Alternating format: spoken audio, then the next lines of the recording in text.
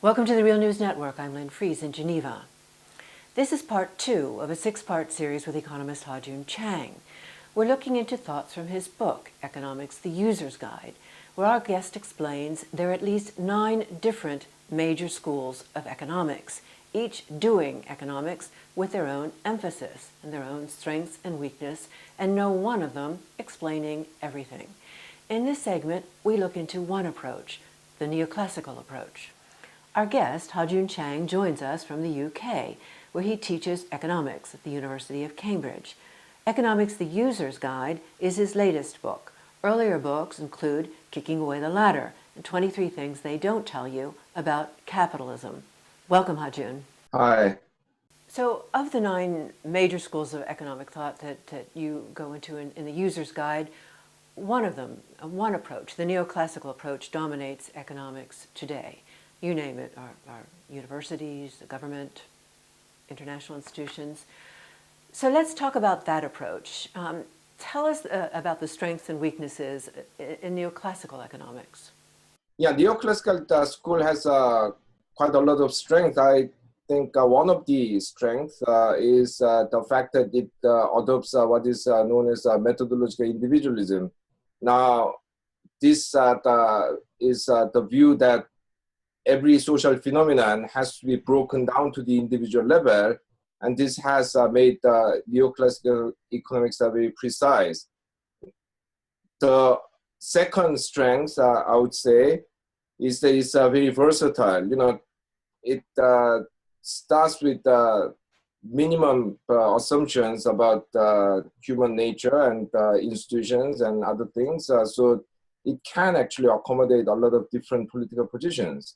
So, you know, while it's very difficult to imagine a right-wing Marxist or left-wing Hayekian, there are a lot of political differences among neoclassical economists. So on the left of the political spectrum, you have people like Joe Stiglitz and Paul Krugman, but neoclassical economics also include a lot of right-wing people like Robert Lucas and Robert Barrow.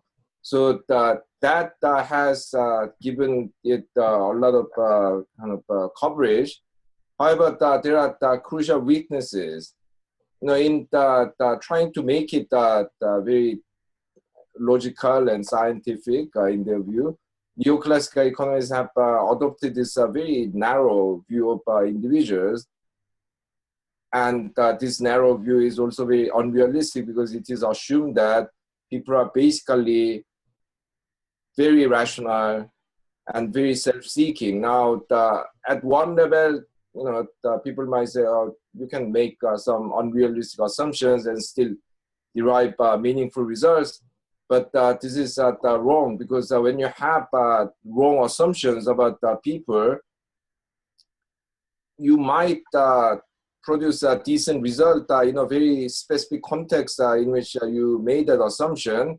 But as soon as you try to apply to elsewhere, the thing breaks down. I mean, the great example is recent global financial crisis. I mean, the whole regulatory relaxation was based on this view that people are rational, they are capable of taking care of themselves, and therefore we should just let them do whatever they want. And the result was a collective insanity that almost destroyed our economies. So, I mean, this assumption of rational self-seeking agents might look quite innocent, but it can actually have devastating consequences. The other weakness of neoclassical economics is that it's too accepting of the status quo, because neoclassical economics, when it conducts its analysis, accepts the existing distribution of income, wealth, and power as given, and derive conclusions that are on that basis, which means that it has an inherent bias towards the status quo. So it limits the kind of policy options that we can adopt. Well, lastly, I would say that is neglect of production that I mentioned earlier is another weakness, because you know, after all, the production is the foundation of any economy. And when the neoclassical economics treats production in a very sketchy and schematic and rather uninformative way, we get to draw a lot of wrong conclusions from it. So, one example is almost total neglect of work in discussion of human welfare, because it doesn't really matter what happens in our workplaces. It is assumed that people are doing whatever work they are doing because they find their wages adequate compensation for the inconvenience that the work gives. There's no discussion of the role of work as an integral part of human welfare and our desire to create things and things like that. So, I mean, that also provides a very stunted view of what makes a good society, because the underlying presumption is that people live just for consumption, and therefore all that matters is a higher income, and whether work is stressful, boring, or whatever, it doesn't really matter. So that's another crucial weakness. And what about finance? Is that a weak spot? Only Keynesian theory has a proper theory of finance. All other theories have rather weak theories of finance.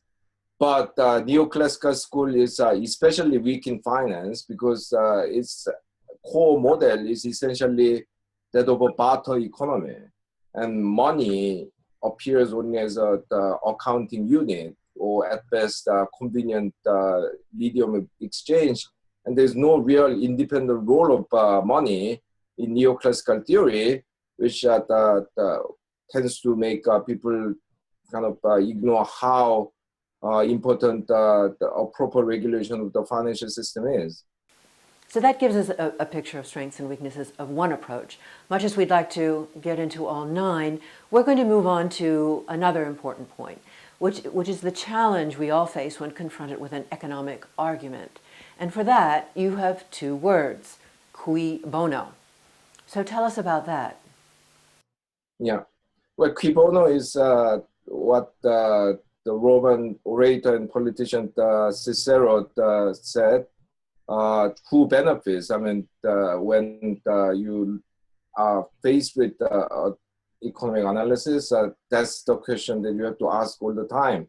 Of course, the neoclassical economists will try to tell you that their analysis is objective scientific analysis, and therefore you cannot question it. But the point is that there are a lot of political assumptions in any economic theory, not just neoclassical theory.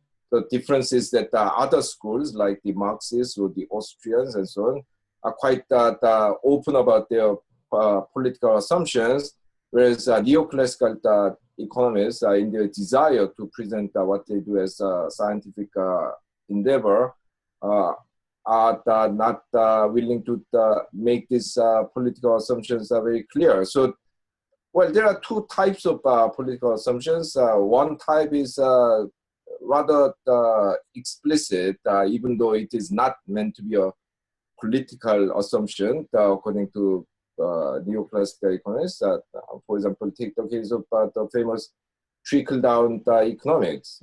This is an idea that when you take money from poorer people and give it to the rich people, it sounds like a moral outrage, but it actually is something that is good for the whole society, because when you give more money to people at the top, these are the people who invest and create wealth. And therefore, when you give more money to those people, in the beginning, it might look like a bad thing, but subsequently, you will see that these people will make extra investment and create more jobs and income, and everyone will be better off.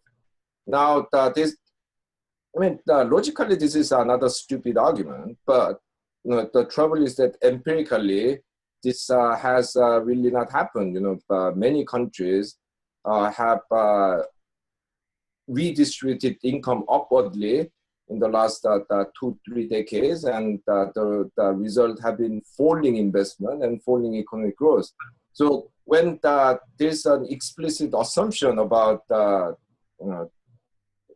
giving more money to the rich people being a good thing, you have to ask whether this is actually true. I mean, once you accept that assumption, logically it's fine. But when you are confronted with that kind of analysis, you have to ask whether this particular assumption about the rich or top 1% or whatever we may call it is valid. But more importantly, a lot of assumptions are hidden. I mean, this is a very important point because we don't see those the political assumptions in the actual analysis, or alternatively that you might see it, but it is presented as kind of innocuous assumption. Let's take up these hidden assumptions in the next segment. Please join us for part 3 of our conversation with Ha-Joon Chang. Ha-Joon Chang, thank you. Thank you. And thank you for joining us on the Real News Network.